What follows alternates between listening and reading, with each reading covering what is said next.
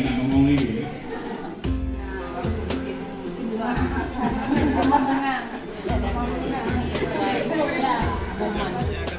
Yang penting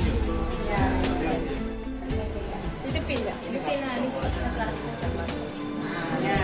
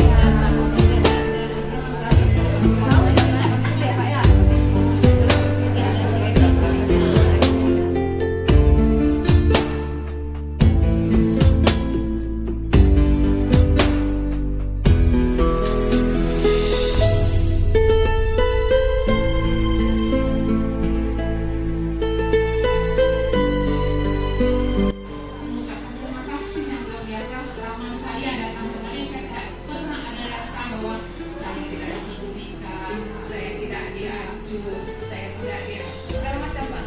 Saya merasa nyaman, cukup nyaman asli. Saya sekarang beratnya 85. Sendiri bisa 20. Biar alhamdulillah Bapak Ibu sekalian ya semangat, dan ini tentunya